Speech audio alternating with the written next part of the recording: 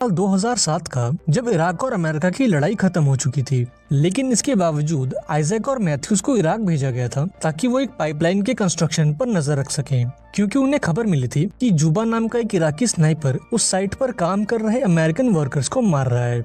अब ये दोनों उस लोकेशन पर पहुंचे और झाड़ियों के बीच लेटकर अपने दुश्मन की तलाश करने लगे। देखते ही देखते 20 घंटे गुजर गए, लेकिन अब तक इन दोनों को कोई हलचल दिखाई नहीं दी और जुबा का भी कोई अता पता नहीं था। अब रेगिस्तान की भीषण गर्मी के चलते मैथ्यूज का सब्र खत्म होता जा रहा था और अब तक तो उसे लगने लगा था कि असल में यहाँ कोई स्नाइपर है ही नहीं और किसी ने उन्हें गलत इन्फॉर्मेशन दी है। वो आइजैक से कहता है कि हमें थोड़ा और आगे जाकर इस पूरे एरिया की छानबीन करनी चाहिए। इस पर आइजैक कहता है कि ऐसा करना एक बेवकूफी होगी, क्योंकि अगर जुबा यहाँ मौजूद है तो वो हमें जिंदा नहीं छोड़ेगा। यहाँ मैथ्यूज आइजैक से कहता है कि देख भाई, अगर जुबा यहाँ होता तो इन 20 घंटों में या तो वो हमें देख लेता या फिर हम उसे देख लेते। और रही बात इन बॉडीज की, तो मुझे लगता है कि इन लोगों को इराकी लुटेरों ने मारा होगा।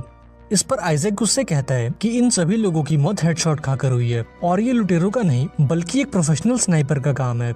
हालांकि मैथ्यूज आइजैक की बात से सहमत नहीं था, लेकिन इसके बावजूद वो कुछ और घंटों तक इंतजार करने का फैसला करता है। देखते ही देखते कुछ घंटे और गुजर गए, लेकिन अब तक इन दोनों को कोई हलचल दिखाई नहीं दी। फाइनली मैथ्यूज के सब्र का बांध टूट गया और उसने उस कंस्ट्रक्शन साइट पर जाकर चेक करने का फैसला किया। उसने आइजैक से कवर देने को कहा और खुद अपनी बंदूक लेकर आगे बढ़ गया। थोड़ा चलने के बाद जब मैथ्यूज साइट पर पहुंचा तो उसे चारों तरफ लाशों का ढेर दिखाई दिया, जिनमें से कुछ लाशें अमेरिकन सोल्जर्स की थीं और बाकी लाशें अमेरिकन वर्कर्स की। यहाँ मैथ्यूज को एक रेडियो भी मिला और वो उसे उठाकर आगे बढ़ने लगा। तभी अचानक से आइजैक का स्कोप धुंधला पड़ गया, जिसके चलते वो मैथ्यूज को ठीक से देख नहीं पा रहा था। उसने फौरन मैथ्यूज को इसकी जानकारी दी और उससे वापस लौटने को कहा। इस पर मैथ्यूज कहता है कि भाई, मैंने तुझे कितनी बार बोला है कि तू अपना स्कोप चेंज कर ले और कुछ ढंग का ले ले, लेकिन तू मेरी बात सुनता ही नहीं है। यहाँ आइजैक कहता है कि ये स्कोप हमारे प्यारे दोस्त डीन का है और इसलिए मैं हमेशा इसे अपने पास रखता हूँ। दरअसल डीन इन दोनों का एक पुराना दोस्त था जो युद्ध के दौरान मारा गया था और ये स्कोप डीन की आखिरी निशानी थी। इसके बाद जब मैथ्यूज ने लाशों की जांच की तो वो पूरी तरह से हैरान हो गया, क्योंकि ये सभी लोग परफेक्ट हेडशॉट खाकर मरे थे। अब मैथ्यूज को एहसास होता है कि शायद आइजैक सही कह रहा था और ये काम किसी प्रोफेशनल स्नाइपर का ही है और इतना पक्का निशाना केवल एक आदमी लगा सकता है और वो है जुबा।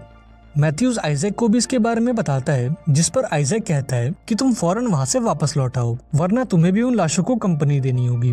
यहाँ मैथ्यूज आइजैक की बातों पर ध्यान नहीं देता और साइट के बीचों बीच खड़े होकर ये जानने की कोशिश करता है कि गोलियां किस डायरेक्शन से चलाई गई हैं। आइजैक उसे ऐसा करने से मना करता है, लेकिन अब तक तो काफी देर हो चुकी थी। यहाँ वो स्नाइपर मैथ्यूज के पेट में गोली मार देता है, जिससे मैथ्यूज जमीन पर गिर जाता है।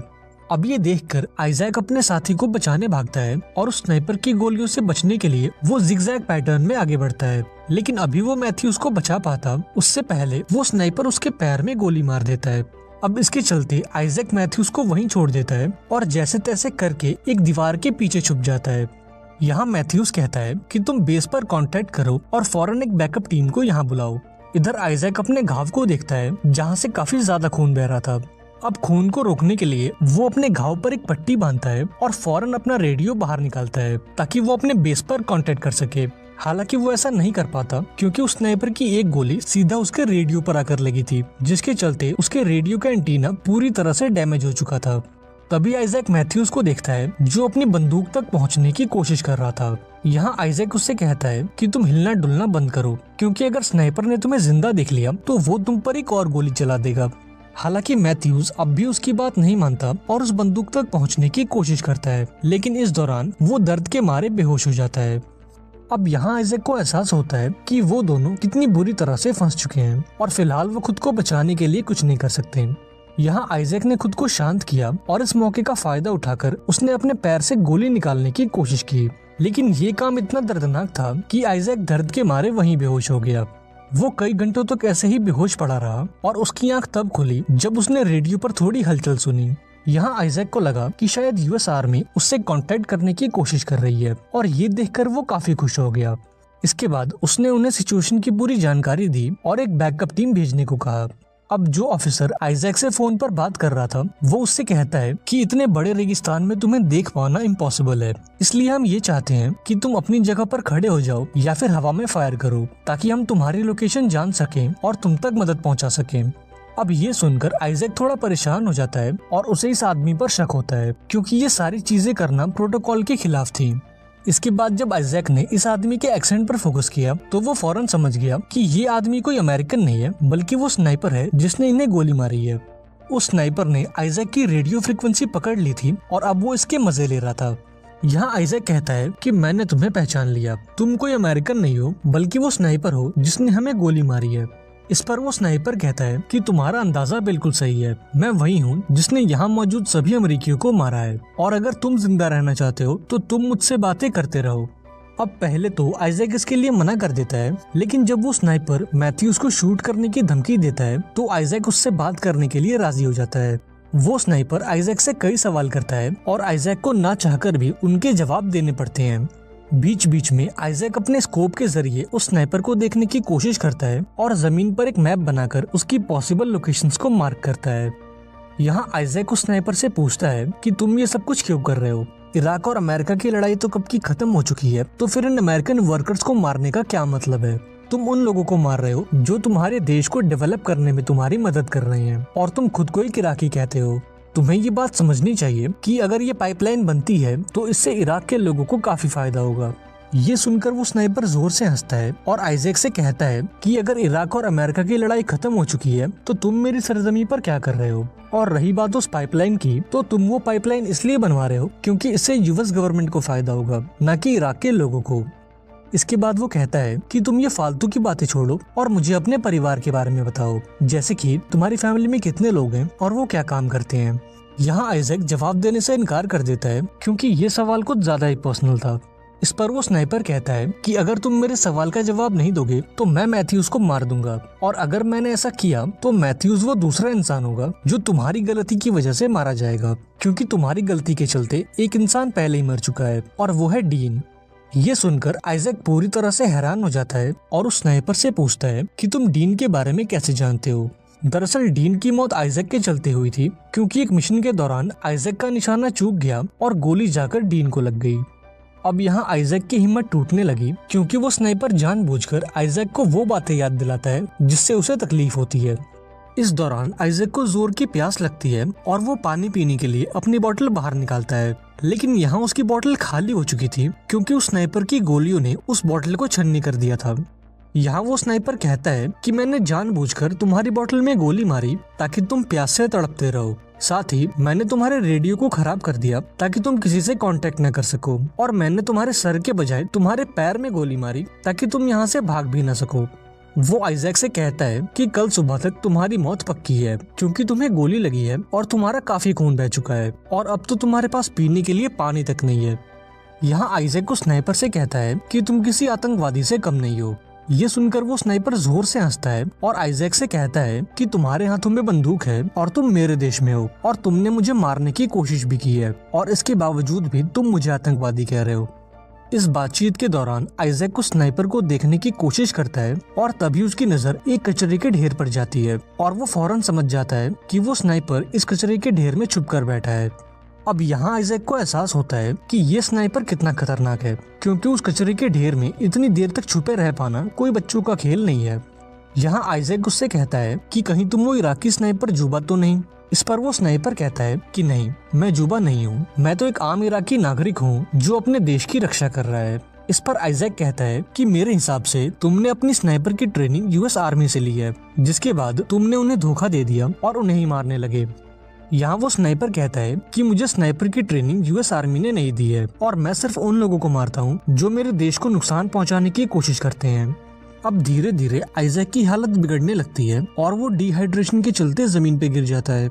यहाँ वो स्नाइपर कहता है कि अगर तुम मर गए तो मैं तुम्हारी खाल उतार लूंगा और तुम्हारी जबान काटकर तुम्हारे माथे पे चिपका दूंगा। अब थोड़ी देर बाद आइजैक के दिमाग में एक आइडिया आया और उसने एक लकड़ी पर अपना हेलमेट लगाकर उस स्नाइपर को डिस्ट्रैक्ट करने की कोशिश की। इस दौरान वो स्नाइपर की लोकेशन तो नहीं जान पाया, लेकिन उसने अपना हेलमेट जरूर खो दिया। अभी वो निराश होकर बैठा ही था कि तभी उसे पास में पड़ी एक यूएस सोल्जर की बॉडी दिखाई दी। वो अपनी जान पर खेलकर उस बॉडी के पास पहुंचा, इस उम्मीद में कि उसे कुछ काम की चीज मिल सके। लेकिन जब वो वापस आया तो उसने देखा कि उसका स्कोप टूट चुका है और अब वो स्नाइपर को नहीं देख सकता। तभी आइजैक अपने रेडियो पर कुछ आवाजें सुनता है और वो देखता है कि मैथ्यूज अब होश में आ चुका है। वो जोर से चिल्लाकर मैथ्यूज को स्नाइपर की लोकेशन बताता है और यहाँ मैथ्यूज अपने एक छोटे से शीशे में उस स्नाइपर को देखने की कोशिश करता है। इसके बाद आइजैक स्नाइपर को अपनी बातों में उलझाता है और इस दौरान मैथ्यूज धीरे धीरे अपनी बंदूक की तरफ बढ़ता है। यहाँ वो स्नाइपर बताता है कि आज से कई साल पहले वो इराक में एक टीचर हुआ करता था, लेकिन अमेरिका से युद्ध के दौरान उसके सारे स्टूडेंट्स मारे गए और तब से लेकर आज तक वो बदले की आग में जल रहा है। अभी ये बातें चली रही होती हैं कि तभी वहाँ एक छोटा सा तूफान आता है और इस मौके का फायदा उठाकर मैथ्यूज अपनी राइफल को उठा लेता है और जैसे ही तूफान शांत होता है तो वो उस कचरे के ढेर में कई गोलियां मारता है, इस उम्मीद में कि एक गोली उस स्नाइपर को भी लग जाए। लेकिन जब वो अपनी राइफल को रिलोड करता है तो वो स्नाइपर उस पर गोली चला देता है और गोली मैथ्यूज के हाथ पर लगती है। यहाँ आइजैक मैथ्यूज को दीवार के पीछे आने को कहता है, लेकिन अभी वो उस तक पहुँच पाता उससे पहले वो स्नाइपर मैथ्यूज को एक हेडशॉट देकर उसे मौत के घाट उतार देता है। अब मैथ्यूज को मरता देख आइजैक पूरी तरह से टूट जाता है और मरने से पहले एक आखिरी बार अपनी फैमिली से मिलना चाहता है। यहाँ वो स्नाइपर कहता है कि अगर तुम जिंदा रहना चाहते हो तो मुझसे बातें करते रहो और मुझे ये बताओ कि तुम डीन का स्कोप लिए क्यों घूमते हो। अब थोड़ा रोने के बाद आइजैक ये कबूल करता है कि डीन की मौत उसके चलते हुई थी। एक मिशन के दौरान उसका निशाना चूक गया और गोली जाकर डीन को लग गई, लेकिन वो सबसे झूठ कहता रहा कि डीन को दुश्मनों के स्नाइपर ने मारा है। हालांकि उसका ये झूठ उसे अंदर ही अंदर खाया जा रहा था और वो खुद की नजरों में ही गिर चुका था।